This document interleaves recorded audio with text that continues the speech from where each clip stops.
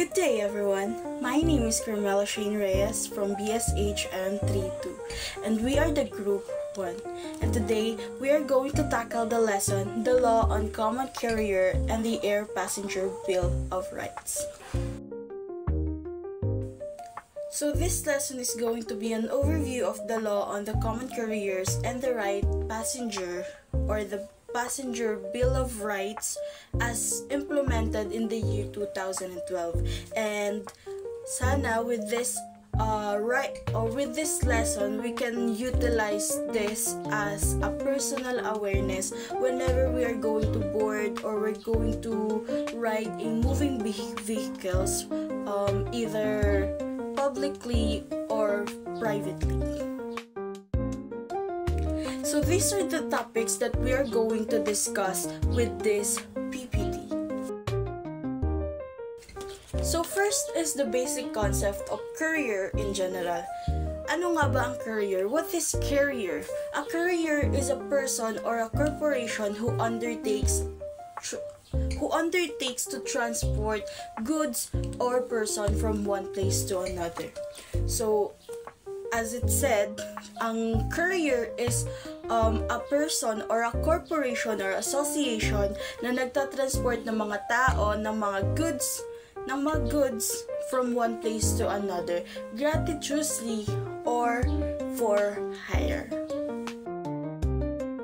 So next naman is classification of courier. So courier are classified into two. And una na dito is yung private courier or special couriage. So ano nga ba yung private courier?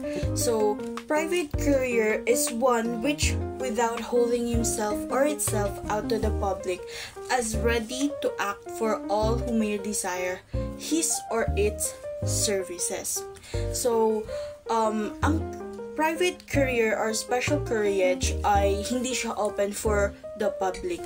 Hindi siya yung tipo ng sasakyan na paparahin mo lang kung isa kang tao. Hindi siya yung tipo na sasakyan na paparahin mo lang randomly sa kalye.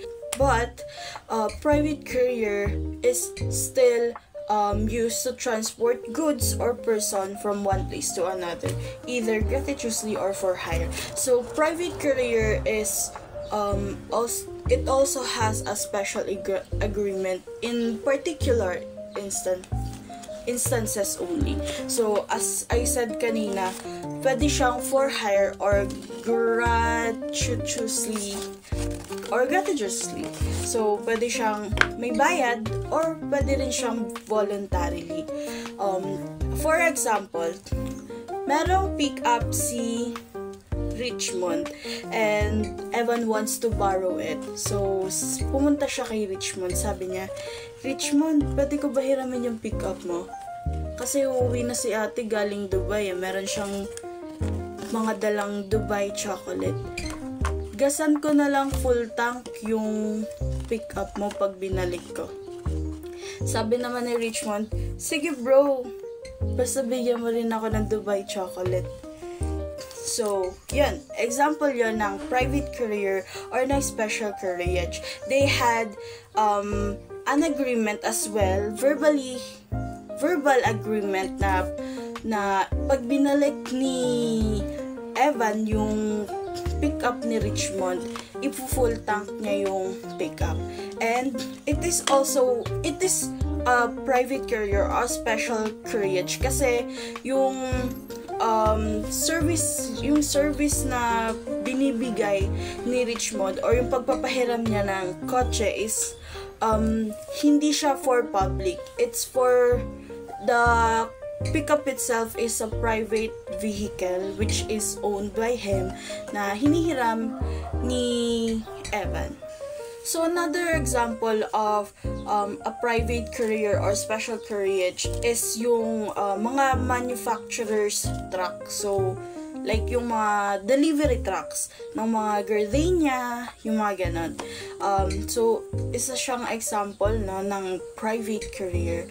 Next naman is yung contract of private couriage. If one engages the services of a private courier in a particular instance, then there is an agreement established called contract of private carriage. So as I said kanina, merong service which is yung pagpapahiram ni Richmond ng pick up kay Evan. And then there is also an agreement that is verbal agreement. So which is yung pagbabalik or pagbibigay ng bayad or pagbabalik ni Evan ng pick up kay Richmond ng naka full tank yun. So that is an example of the agreement that they had. So ang contract of private carriage is governed by the law that is an ordinary contract under the Civil Code of the Philippines. So ang contract of private carriage is under the Civil Code of the Philippines.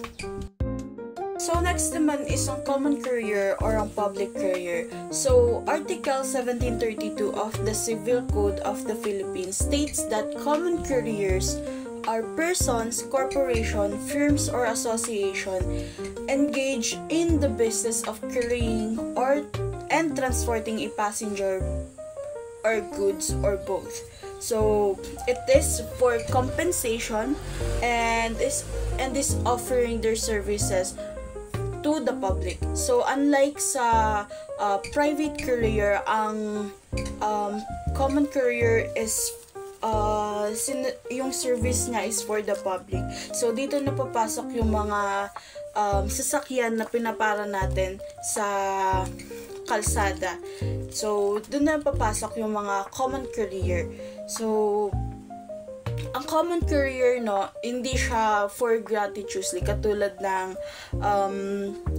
private carrier, kasi ang common carrier is in exchange dun sa service na ino-offer nila, dapat meron din silang compensation or merong mga kapalit na pera, which is yung kunyari nagbayad tayo, ganon. Yun yung for compensation. So question: are the following enumerations a common carrier? We have bus, train, airplane, vessel, and jeep. The answer is no. These are not a common carriers. They are simply a mode of transportation to transport the goods and the persons. Next question. The Philippine Airlines Incorporation, the Land Rail Transit Authority, the Saulog Transit, and the LBC Corporation, are they common carriers? But before we can answer that with a yes or no, we should also answer these questions. Are the above mentioned a corporation or a person? Do they engage in the business of carrying or transporting goods or persons?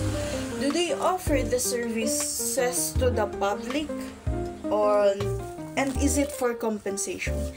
The answer is yes, they are. So therefore, in order to be considered as a common carrier, one must either be a person or a corporation or a firm or association that this person must be in the business of transporting either the goods or the persons and is offering their services to the public for compensation. Hi, my name is Richmond, and today I will discuss about the contract of public carrier transportation. When engaging the services of the common carrier, there is a contract that is established, and it's called contract of carrier or contract of public transportation when two parties are the passenger and the operator. So, kapag daw po tayo ay sumasakay ng pang publikong sasakyan gaya ng mga jeep, bus, tren o kahit anong sasakyan pang publiko, nagkakaroon daw agad tayo ng kontrata sa pagitan ng pasahero at ng operator ng sasakyan. Ito daw po ay tinatawag na contract of carrier. So, paano naman tayo nagkakaroon ng kontrata? Wala naman tayong pinirmahang dokumento At the same time, sumakay lang naman tayo ng jeep or bus. So, ito daw po ay nangyayari at hindi kailangan ng papel o pirma na matatawag para matawag na kontrata. Ayon sa batas, ang kontrata ay meeting of the mind. So, pagkakasundo siya ng dalawang panig. Kaya kapag tayo ay pinasakay ng operator or driver o sino mang empleyado ng public utility vehicle, ang batas ay nagre-require na iligtas ang pasahero gamit sa pinakamataas na pag-iingat at pagsasaalang-alang sa lahat ng kalagayan. So, ibig sabihin, kapag nagkulang sila, halimbawa na nagkaroon ng aksidente or halimbawa na lang nagkaroon ng aksidente dahil sa kapabayaan ng driver, maaari ka or tayo bilang pasahero na magsampa ng kaso dahil sa paglabag nito sa kontrata, at bilang pasahero may karapatan tayo para sa ligtas at maayos na biyahe. Maraming salamat po. Good day, I'm Jayla Shinji Amable from the SHM 3-2 and I will be reporting about the responsibility of a common carrier. Article 1733 Civil Code of the Philippines. Common carriers, from the nature of their business and for reasons of public policy, are bound to observe extraordinary diligence in the vigilance over the goods and for the safety of the passengers transported by them, according to all the circumstances of each case. So, ang common carriers ay ang mga individuals or companies that transport goods or passengers for a fee. Example is the bus companies, airlines, and shipping lines. This article imposes a higher standard of care known as extraordinary diligence on these carriers because they offer services to the public, they control the transport environment entirely on them for safety, and public welfare depends on their reliability. Extraordinary diligence means the highest degree of care and foresight that a very prudent person would use. It is more than the ordinary diligence, which is just the care that an average person would use. So, ang example sa article na to is yung case from the SCTEX. A passenger boards a bus from Manila to Baguio. Halfway through the trip, the bus crashes because the driver fell asleep at the wheel. The bus company claims it wasn't their fault because the driver didn't show signs of fatigue. Under Article 1733, the bus company is presumed liable because they are held to an extraordinary standard of diligence.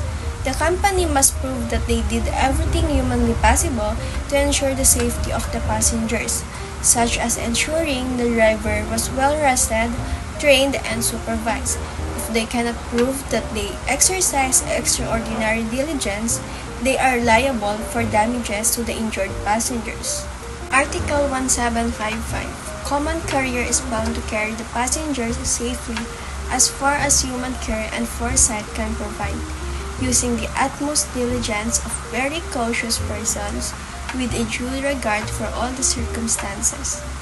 Under Article 1755, common carriers have a legal duty to ensure the safety of passengers using utmost diligence, which means they must be extra careful more than the average person because they are handling human lives. The law holds carriers to a high standard of care due to the potential danger involved in transportation. This article is part of a broader legal framework that protects passengers and places presumption of fault or negligence the carrier if injury or death occurs, unless the carrier proves it exercised utmost diligence or that the injury was caused by force or the passenger's fault. Example, yung ferry boat na naglalaman ng madaming passengers between island ay nagsink during calm weather. Investigation reveals that the ferry was overloaded beyond its safety capacity. So, based sa Article 1755, the ferry operator failed in its duty to ensure the passenger safety. Overloading is negligence and the operator is presumed liable for the deaths or injuries unless it proves it used the highest standard or care which it clearly didn't. Article 1756. In case of death or injuries to passengers, common carriers are presumed to have been at fault or to have acted negligently unless they prove that they observe extraordinary diligence. So, ang article na to ay essentially imposes strict responsibility on carriers for the safety of their passengers, making it difficult for them to escape liability unless they can prove extraordinary circumstances. For example, a group of family rides a public bus for a vacation. While the bus is going down a steep hill, the driver speeds excessively and loses control, causing a crash that injures many passengers. So the burden is on the carrier or the bus company or driver prove that the injury was due to a cause they couldn't have foreseen or prevented with the utmost care. As another example is sa airline, diba mostly nagkakaroon ng delayed flights due to weather and meron mga airlines na tinutuloy kahit masama ang panahon. And because of that, if ever na may mangyari during flight, they are liable to the incident due to the negligence. Clearly, a common carrier is obliged to observe utmost diligence or extraordinary diligence. Utmost diligence is the highest degree of care if it can be proven that the common carrier failed to exercise this kind of responsibility and the passenger suffered injuries. The common carrier shall be held liable for damages. It also clearly stated that once a passenger sustained or suffered an injury or died, the common carrier is already presumed by law to be at fault in order to overcome or defeat this presumption. Hello everyone, my name is Idriel De La Rea and dito naman tayo sa common carriers are liable for the acts of their employees. So yon, yung common carriers ay yung mga company ng mga company na nag-ooperate ng mga pampublikong transportation kagaya ng mga airlines, bus companies, train, etc. So, ang obligasyon ng mga common carriers is panatilin o siguraduhin yung kaligtasan at yung maayos na pagtrato ng mga sa mga pasahero. So, ngayon, ayon dito, mananagot ang common carrier sa anumang masamang ginawa ng empleyado nila kahit pa sabihin nilang hindi naman nila inutos yon o labag naman sa patakaran nila yon is basta sa oras ng trabaho nangyari or may kinalaman man sa biyahe is mananagot pa rin yung common carriers o yung company. Bigyan ko kayo ng halimbawa sa yung flight attendant. Halimbawa, yung flight attendant is pinagsalitan o pinagsalitan niya ng masama or pinahiya niya yung pasahero while on flight. So, hindi lang yung flight attendant yung mananagot doon, kundi pati yung common carriers or yung company or yung airlines yun. And halimbawa naman, may tour bus. Habang nasa biyahe, yung driver or yung conductor nito is hinold up niya yung mga pasahero nila. So, hindi lang yung driver or yung conductor yung mananagot dito, kundi pati yung bus company na nag-ooperate sa kanila. So, yon. At kahit pasabihin ng mga airlines or bus companies na kesyo maayos naman yung pagpili nila sa mga employees nila and mayroon namang proper training, is para sa akin is hindi pa rin excuses yon. So, yon, kahit empleyado ng transportation o empleyado ng transportation company yung gumawa ng krimen or yun nga, yung gumawa ng masama sa mga pasahero nila, hindi lang yung employees yung mananagot doon, kundi pati yung common carriers o yung transportation company. Hi Good day, I am Marian Malapad. I'm going to discuss the exemption through extraordinary diligence. So in this part, common carriers aren't always liable for passenger injuries. They can avoid liability by providing the exercise extraordinary diligence or the exceptional safety measure that the injury resulted from a fortuitous event. In Article 1174 of the Civil Code state that no person shall be responsible for a fortuitous event which could not be foreseen or which, though foreseen, was inevitable. For this exemption to apply, there must be a complete exclusion of human agency from the cause of injury or loss. So ngayon dito ay meron tatlong paraan para makaiwas ang isang common carrier sa pananagutan kung may mga hindi inaasahang pangyayari sa isang pasahero. So there's a primary way sa mga common carriers para maiwasan yung mga injuries or deaths sa isang pasahero. So first is the extraordinary diligence, which has 25% contribution. A carrier can avoid liability by proving they took exceptional measure to protect the passenger. This requires demonstrating that the carrier implemented all possible safety precautions. If the carrier can prove they exercise extraordinary diligence, they may escape liability. Sumunod naman ay ang fortuitous event, which has 50% contribution. Ito naman yung hindi inaasahang pangyayari. So liability is avoided if the accident is resulted from unforeseeable and unavoidable event beyond the carrier control. A first measure event. Ika nga, example na yung earthquake, typhoon. So the carrier is not liable for events that are truly na hindi maiiwasan. So next is human agency exclusion, which has 75% contribution. Dito naman, the exception can apply when the one with carrier's organization bears any responsibility for the incident.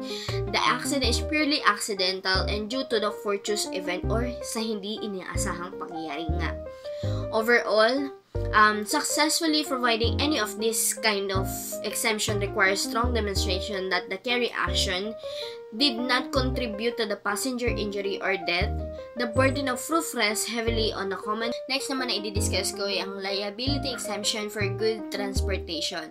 When transporting goods rather than passenger, common carriers operate under a different set of liability exemption. The law specifically outlines ng mga 5 circumstances where carrier may be exempt from responsibility for loss, destruction, or deterioration of goods.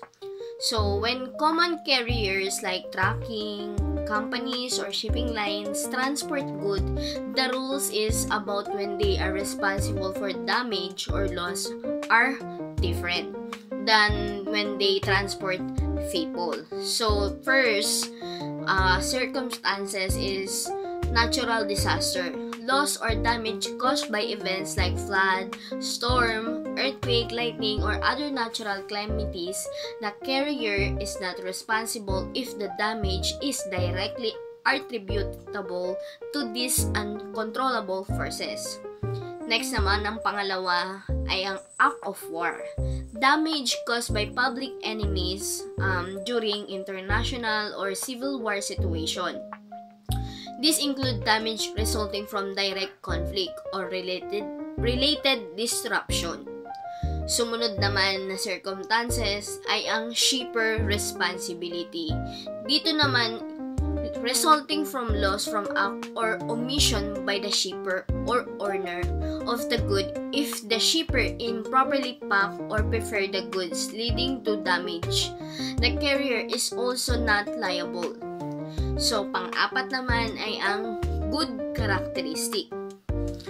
Damage due to inherent nature of goods or defects in packing containers if the goods were inherently fragile or poorly packed. The carrier is not responsible for damage resulting from those factors. Halimbawa na lang dito yung mga pangyayari sa Shopee. So, panghuli ay ang government authority loss. Dito naman, resulting from order or act of competent public authorities, this refers to the situation where government action, seizure, confiscation directly causes the loss or damage. This exemption highlight the common carriers are not insured of goods. Their liability is limited to situation where they are negligent or responsible for the loss. The burden of proof to show that the one of this exemption applies rests with the carrier.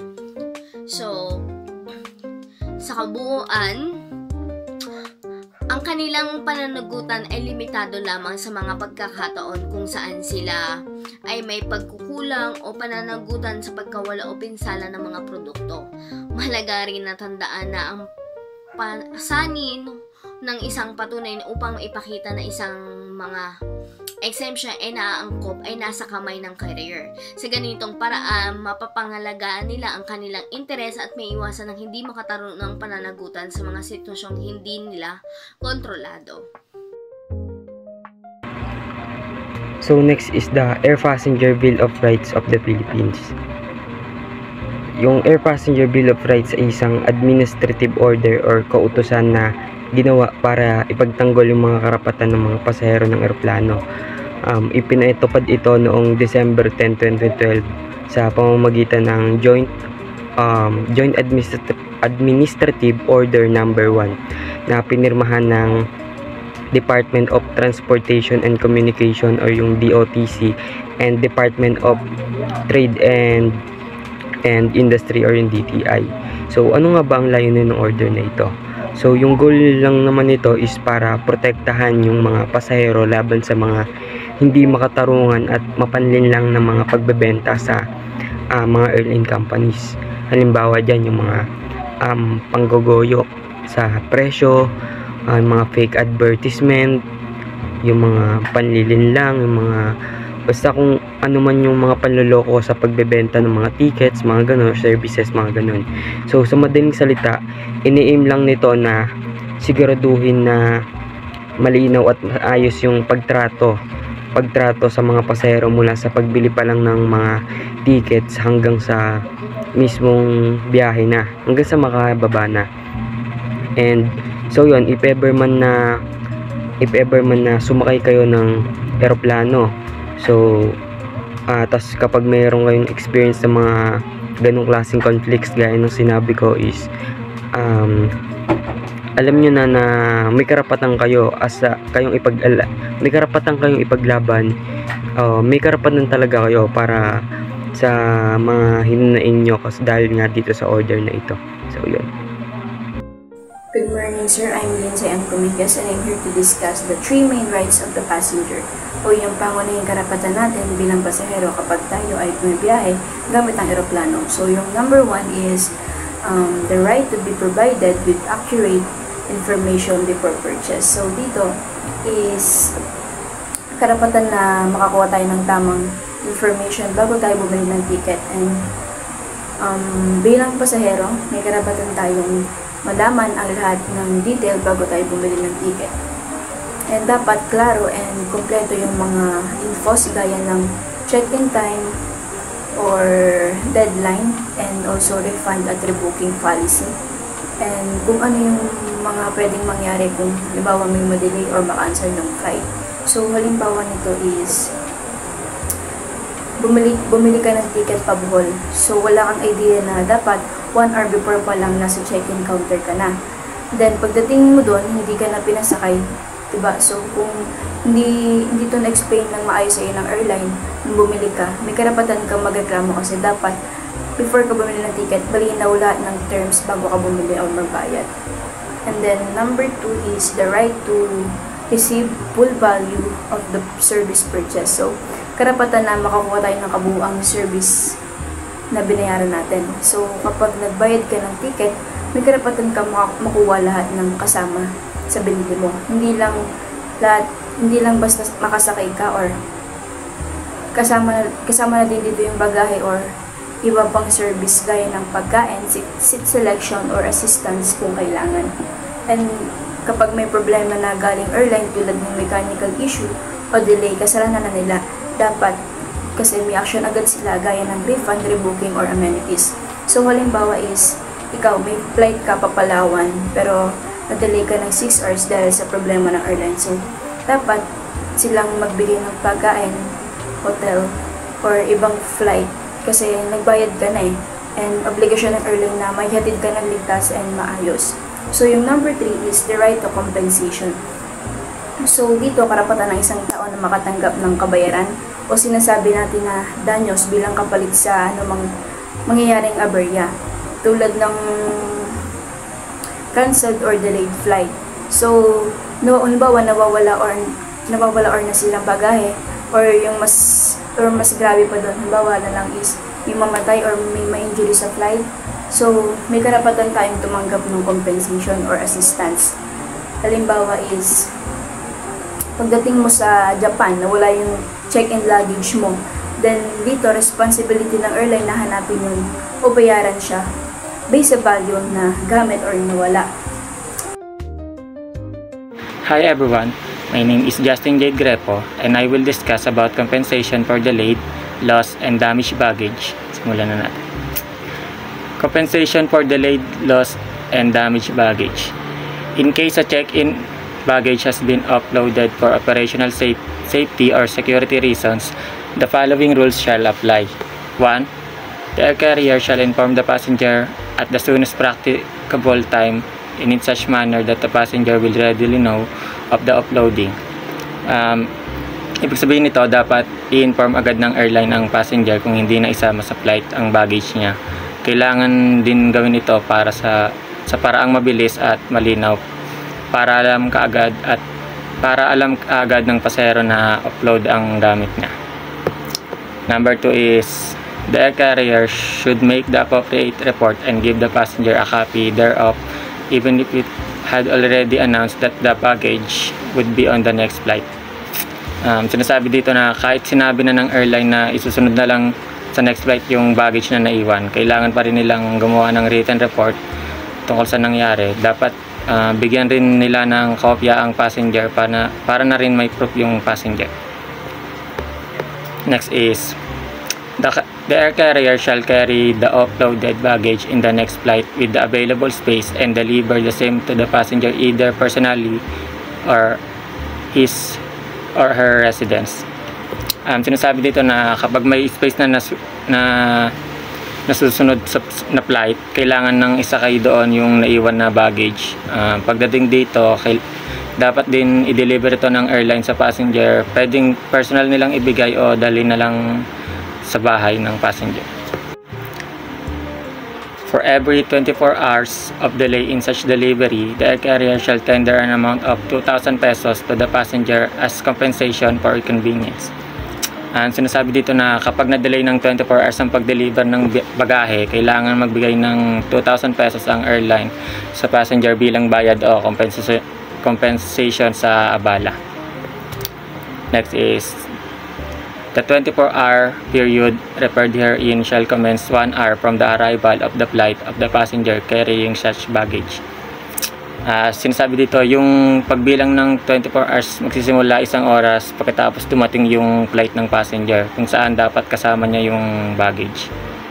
Next is loss or damage of baggage attributable to the air carrier.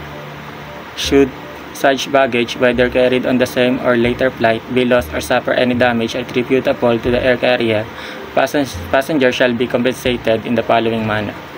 1 is for the international flight, the relevant convention shall apply. Ibig sabihin nito, para sa mga international flights, kung may problema tulad ng delay, lost baggage o kaya kung ano man, susundin kung ano ang nakasaad sa international agreement o batas na ginagamit ng mga bansa. Number 2 is for domestic flights, upon proof a maximum amount of equivalent to half of amount in the relevant convention or international flights in its peso equivalent. Ibig sabihin, para naman sa domestic flights o kaya biyahe sa loob ng bansa, kung may ebidensya ang maximum na pwedeng makuwang bayad ay kalahati ng amount na pinapayagan sa international rules, at ito ay sa katumbas ng peso o kaya sa halaga ng peso. Good day everyone, my name is Dayan Barjago and I will be discussing the part about compensation in case of death or bodily injury of the passenger. So, una, kapag international flight, may mga international agreements na sinusunod, gaya ng Montreal Convention. For example, kung may nangyaring aksidente sa biyahe, like may turbulence tapos may na-injure, or worst case may namatay, may nakatakdang amount na ibabayad ang airline sa pamilya ng pasahero. Kapag yung flight ay sakop ng 1966 Montreal Inter-Carrier Agreement at may connection sa US, like for example, Manila to New York or stopover sa LA, ang maximum na bayad ay $75,000 and kung kasama na yung legal fees, and $58,000 kung hiwalay pa ang bayad sa lawyer. Eto, na-search ko lang siya, real life example para lang mas magets mo. Noong 2017, may Pinay na OFW na sakay ng international flight pauwi ng Pilipinas galing sa Middle East. Tapos biglang nagkaroon ng emergency landing sa ibang bansa dahil sa medical emergency. Sadly, hindi siya nakasurvive. And dahil international yon at covered ng Montreal Convention, nabigyan ng financial compensation yung pamilya niya. The process took time pero with the help of Philippine Embassy and documents from the airline, na-claim ng pamilya yung amount na nakaset under the agreement. Next is para naman sa domestic flights, katulad ng Manila to Cebu or Davao to Iloilo, same rules ang pinapatupad pero yung bayad is in peso or Philippine peso, hindi siya in dollars. Next is right to immediate compensation. Kung nangyari ang incident habang nasa airport, on board, or during disembarkation, dapat automatic na may action ng airlines. Payment can be given through cash, cheque, or claim documents na pwede i-convert to cash within 15 days.